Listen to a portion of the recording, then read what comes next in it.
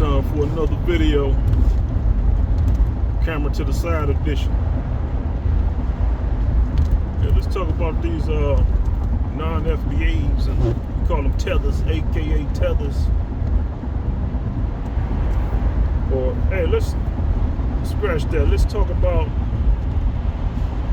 these FBAs, Sambos, man. Well, yes, FBAs, man. They had that kind of mindset, that tired, wore out, of the fight, struggle mindset, man. You know, it's interesting because these Sambos, a lot of them are Christians, call themselves Christians. And, you know, you hear these Sambos, man, they just want to throw their hands up and, you know, they got them a white woman or a white guy or, you know, some interracial union thing going on. And it just kind of like forgive and forget. They on that mindset. But really all it is, man, they just tired and wore out. Like I started off saying, man. And it's just a thought that hit me, man. We're gonna bring it biblical, man. It's kind of like Moses and Aaron, man, like they was in the wilderness, man, in the desert. You know, with the Israelites, man. It's like when God saw that Moses was getting weary, and he was doing what the people say just to, you know, just to quell the rebellion of the keep the peace. It was, if you read the Bible, it was almost like God was saying how it's depicted. All right, I'm gonna go ahead and take you out the box so you won't get corrupted. And Moses didn't reach the promised land, you know. He sent them to his ancestors, man, because he was getting weary and tired of the fight. And that's what you don't want to be, man. You don't want to be an FBA who get weary and tired of fighting against systemic white supremacy, man. You got to keep fighting. You got to be on the cane. You got to be crawling. You got to be there and there dying.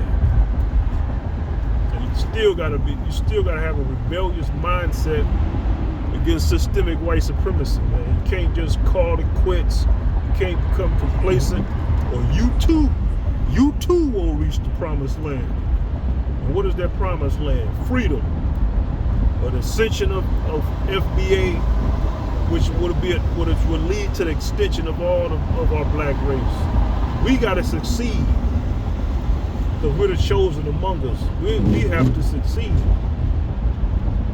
Can't give up. Can't just get you a white or some Asian or Hispanic mate, or hell, even a black mate from another continent who ain't on pro-black empowerment. You can't let them get you settled in and complacent, man, to where you can just say and do things to keep the peace, man. Or you too won't reach the promised land. I gotta reiterate that. The promised land is for fighters, man. Those who hold the good fight, who keep the good fight, as that saying go. If you think you can just call it quits and let the youth take over, you're sadly mistaken. Moses was over 80 some years old. He had all that miracle infused power from our Creator, from God, and he still fell short of the promised land. And if you read the Bible, the Old Testament, Exodus, I believe it is, it's almost like he got took out so he wouldn't be corrupted, man. Like God loved him enough to say, man, you getting weary, man. You get weary of the fight. You can't be like that. You can't just be. If these are bad apples among us, we got to get rid of them. We got to get rid of the bad apples, man. That's how it is with us FBA, getting rid of the bad apples. These non-FBA, man, or even these Sambo FBAs. We got to get rid of y'all, man. Y'all the bad apples among us. It's harsh. Sorry about that. Like Neely Fuller would say. Sorry about that. But that's just the way it is, man. Y'all got to go.